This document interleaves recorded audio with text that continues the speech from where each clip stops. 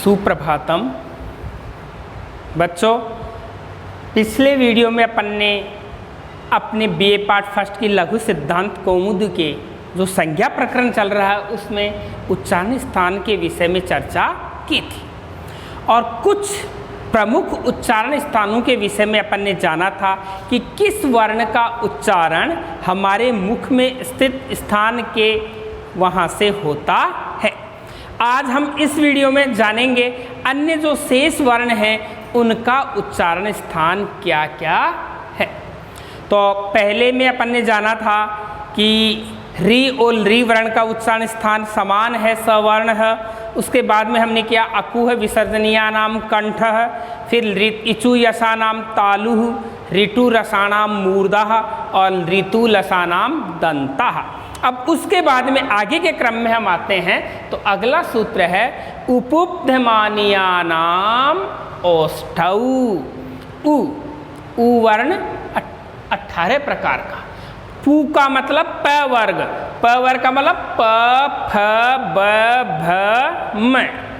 और उपुब्धमानीय, उपधमानीय किसे कहते हैं कि पहले कोई अक्ष कोई स्वर हो और उसके बाद में या तो प या फ।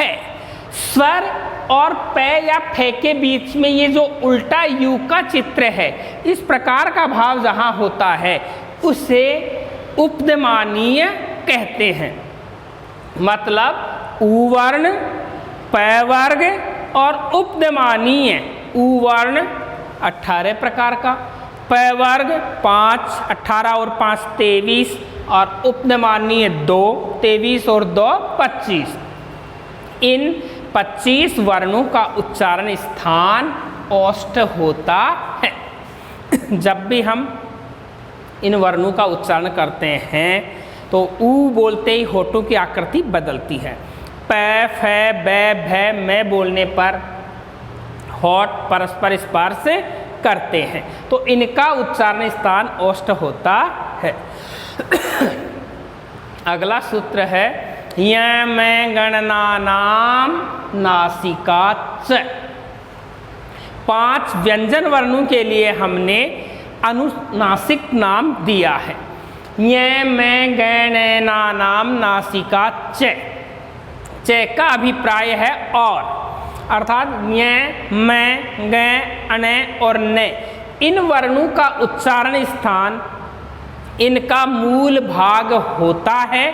मूल का मतलब य का उच्चारण स्थान इचु यशा नाम तालु, मैं का उच्चारण स्थान उपुब्धमानिया नाम ओष्ठौ, न का उच्चारण स्थान नाम अकु है विसर्जनीया नाम कंठ है, न का उच्चारण स्थान ऋतु लसा नाम दंता। अर्थात ये अपने अपने वर्ग के मूल भाग से तो उच्चारित होते हैं, इसके साथ साथ इनका उच्चारण नासिका की सहायता से भी किया जाता है। इसलिए ये 5 वर्ण यम प्रत्याहार के जो 5 वर्ण य मैं ग न इनका उच्चारण स्थान मूल स्थान के साथ साथ नासिका भी होता है। फिर अगला है ए दैतो कंठ तालुहु। ए और ऐ कुछ वर्ण ऐसे आ रहे हैं जिनका उच्चारण स्थान एक नहीं 2 स्थल मिलकर के जिनका उच्चारण स्थान बनते हैं। जैसे ए तथा ऐ, इन दोनों का स्थान कंठ और तालु होता है। ए 12 प्रकार का होता है क्योंकि इनका ह्रस्व वर्ण नहीं होता है, और ऐ ये भी 12 प्रकार का होता है, इनका भी ह्रस्व वर्ण नहीं होता है। आगे ओ दौतो कंठोष्टम। ओ तथा औ, ओ तथा औ इन दोनों वर्णों का उच्चारण स्थान कंठ और ओष्ठ होते हैं। जब हम ओ या औ वर्ण का उच्चारण करते हैं तो कंठ से ध्वनि निकलती है और ओष्ठ की आकृति बनती है। तो इनका उच्चारण स्थान कंठ और ओष्ठ हैं और ये भी 12 प्रकार के होते हैं क्योंकि इनका रहस्व नहीं होता है। वकारस्य दंतोष्ठम, व वर्ण वकील बोलते हैं, व वर्ण का उच्चारण स्थान दंत और ओष्ठ होता है।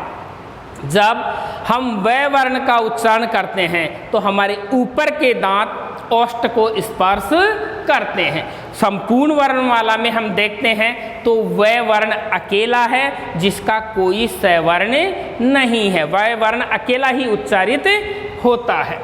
फिर है जिह्वा मूलीयस्य जिह्वा मूलम। जिह्वा का मूल, मूल मीन्स जड़, जिह्वा की जड़ कहाँ है? कंठ के नीचे। तो जिह्वा मूलीय का उच्चारण स्थान जिह्वा की मूल ही होती है। क्या है जिह्वा मूलीय? किसी स्वर वर्ण के पश्चात यदि क या ख वर्ण का उच्चारण करते हैं तो स्वर और क या ख के बीच में इस प्रकार का उल्टा चिन्ह मिलता है, उसे जिह्वा मूलीय कहते हैं। और इसका उच्चारण ध्वनि के रूप में आधे विसर्ग के समान होता है, जैसे राम कथयति। तो बोलने के पश्चात हमें हल्का सा विश्राम लेकर के विसर्ग जैसा उच्चारण जहाँ होता है उसे जिह्वा मूलीय कहते हैं। और नासिका अनुस्वारस्य च, हमें पता है अनुस्वार का उच्चारण हल्के पश्चात नहीं होता है, इसलिए नासिक किसी भी स्वर के बाद में इस प्रकार की बिंदु जो होती है स्वर के ऊपर उसे अनुस्वार कहते हैं, और नासिका ही अनुस्वार का उच्चारण स्थान होता है। इस प्रकार से हमारी वर्णमाला के जो वर्ण हैं उनके भिन्न भिन्न उच्चारण स्थान हैं। मूल रूप से हमारे मुखमंडल में 5 उच्चारण स्थान हुए: कंठ, तालु, मूर्धा, दंत, ओष्ठ।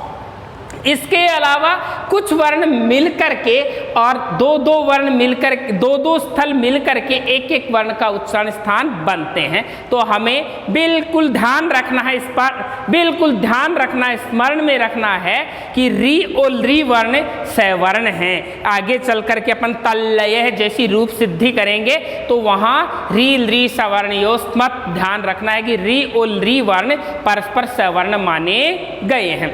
उसके पश्चात हमें ध्यान देना है कि हमारे उच्चारण स्थान कौन कौन से हैं। तो हमें ध्यान देना है नंबर 1 पे सबसे पहले अकूह विसर्जनीयानाम कंठः, नंबर 2 इचु यसानाम तालुः, नंबर 3 ऋतु रसानाम मूर्धः, नंबर 4 ऋतु लसानाम दन्तः, नंबर 5 उपुब्धमानीयानाम ओष्ठौ, नंबर 6 यमगणनानाम नासिका च, नंबर 7 एदैतोः कंठ तालुः, नंबर 8 ओदौतोः कंठोष्ठम, 9 वकारस्य दन्तोष्ठम, 10 जिह्वा मूलीयस्य जिह्वा मूलम, और 11 नासिका अनुस्वारस्य च।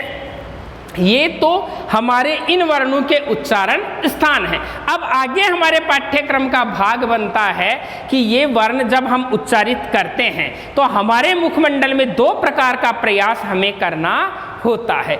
एक वर्ण के उच्चारण करने से पहले प्रयास किया जाता है, और दूसरा वर्ण के उच्चारण के पश्चात मुख की जो भाव भंगिमाएं हैं, ध्वनि के निस्सारण का जो भाव है उसके साथ में जो प्रयास किया जाता है, इन दोनों ही प्रयास को हम यत्न कहते हैं। और इन यत्नों के 2 भेद होते हैं, एक होता है आभ्यंतर यत्न और दूसरा होता है बाह्य यत्न।